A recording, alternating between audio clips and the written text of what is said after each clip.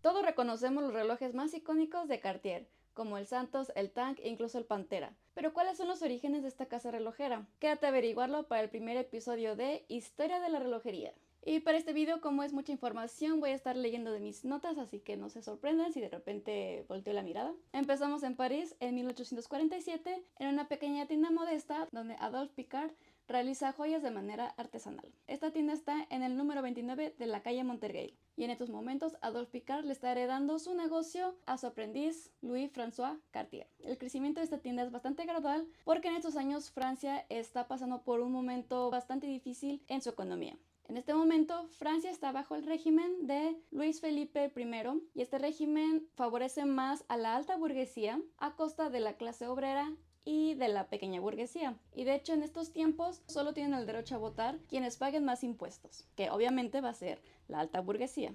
A partir de 1845 la situación es tan precaria que se tienen que cerrar fábricas de forma masiva, entonces hay mucho desempleo y por supuesto que la hambruna también crece. La clase trabajadora se alía con los estudiantes y con la pequeña burguesía y dan inicio a la Revolución Francesa de 1848. La cual ganan y esto culmina en lo que se conoce como la Segunda República Francesa, que abarca desde 1848 hasta 1852. ¿Y qué sucede en 1852? Pues que Napoleón Bonaparte es proclamado Napoleón III, emperador de los franceses, y así termina la Segunda República y da comienzo al Segundo Imperio francés. Y nos vamos a quedar un rato en este año porque mientras que Cartier sí heredó la reputación de su maestro, de todas formas que se diferencian por las joyas exclusivas y relojes de calidad artesanal excelente, los cuales tienen diseños únicos y muy difíciles de imitar. Esto lo voy a leer. Sus relojes no solo eran innovadores, sino que eran lo más cercano posible a la perfección tanto en diseño como en mecanismo. En 1856, la princesa Matilde, que es sobrina de Napoleón I y prima de Napoleón III, ella se convierte en una de las clientes más fieles de Cartier. Y cuando trasladan su tienda a la Rue de Italien, la esposa de Napoleón, la emperatriz Eugenia, también empieza a frecuentar esta casa relojera.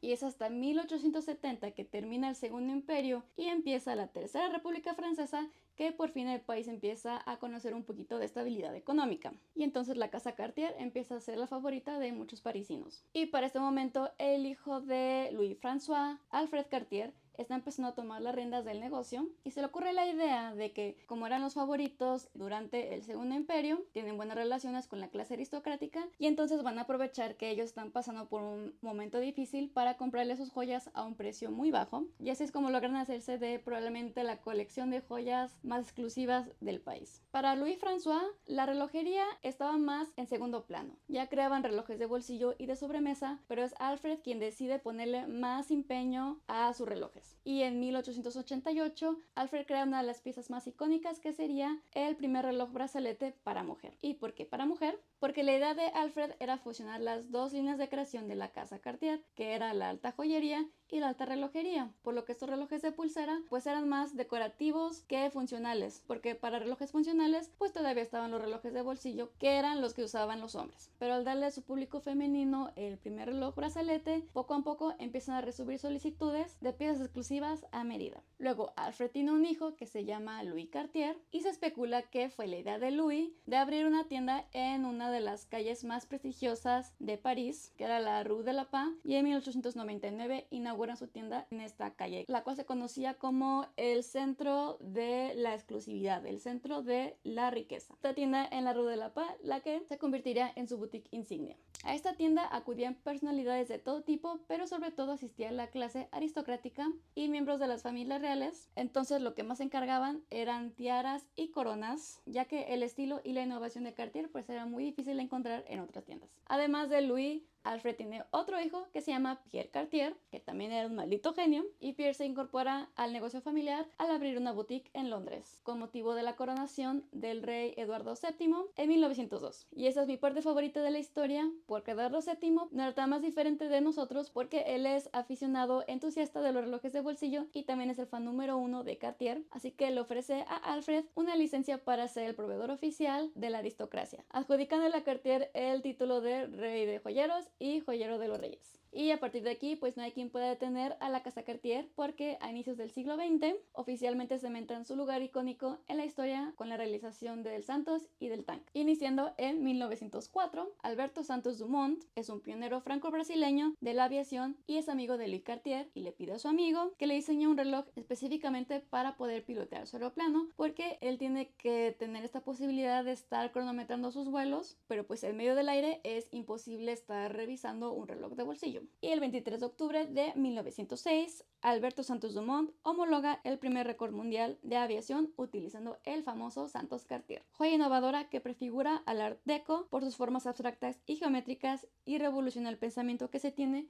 de cómo debe ser un reloj masculino. La casa Cartier continúa innovando en la industria relojera con modelos como el Tonneau, el Beignor en 1912, y también se expanden a Estados Unidos, abriendo su primera sucursal en Nueva York en 1909. Y también continúa teniendo excelentes relaciones con la aristocracia, básicamente de todo el mundo. Son amigos de la aristocracia no solo en Europa, sino también en Asia y hasta en Rusia, al convertirse en proveedor oficial del reino de Siam. Y otro de mis datos históricos favoritos es la creación del Pantera. Para esto vamos a abrir un paréntesis y nos vamos a Bélgica, donde nace Jean Toussaint en una familia de encajeras, o sea, una familia de artesanos que se dedican a la elaboración de encajes y probablemente también a su venta. Y así es como Toussaint rápidamente se familiariza con la moda y el estilo. Pero tras la muerte de su padre, su madre vuelve a casarse con un alemán y este padrastro resulta ser muy violento con las dos Toussaint, entonces deciden escapar. Toussaint solo tiene 15 años y decide refugiarse con un aristócrata llamado Pierre de Quinzonas, aristócrata francés que se había trasladado a Bruselas para evitar el servicio militar. Pierre está enamoradísimo de Toussaint y le pide a su familia permiso para poder casarse con ella, y ellos le dicen que no.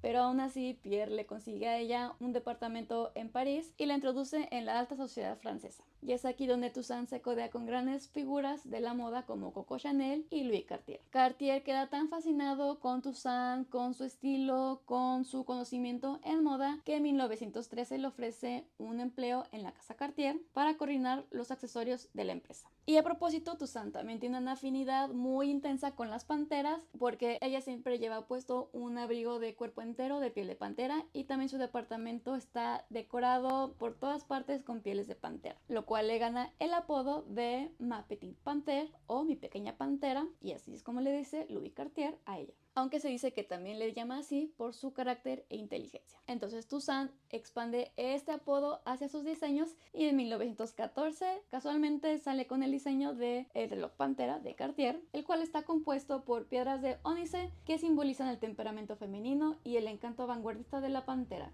mientras que el centelleo del diamante es un guiño al pelaje reluciente de este gran felino. Y gracias a Toussaint, Cartier son los primeros en incorporar este animal a sus joyas y accesorios. Y con justa razón, en 1933 le ofrecen a Toussaint el puesto como directora creativa de alta joyería de la casa Cartier. Y uno de los primeros encargos que recibe esta diseñadora por parte del duque de Windsor en 1948 es un broche con una cabeza de pantera tridimensional con los ojos realizados de diamantes amarillos. Y ahorita ya nos adelantamos mucho, vamos a regresarnos unos años para la creación del tank. Es 1917, estamos en la Primera Guerra Mundial y por lo alto de una ventana Louis Cartier ve pasar el tanque de guerra Renault FT-17 y se inspira en su diseño rectangular que se le hace por encima para la creación de un nuevo reloj que vendría siendo el tank de Cartier, el cual se comercializa en 1919 pero va perfeccionando a lo largo de la década de los 1920. Este reloj ha sido utilizado por un montón de celebridades, pero quizás la persona más icónica que lo llevó puesto fue Jacqueline Kennedy, regaló de su cuñado el príncipe Stanislaw Stas Radziwiłł en 1963. Y esto es importante porque justamente en la parte trasera de su reloj tiene grabada la frase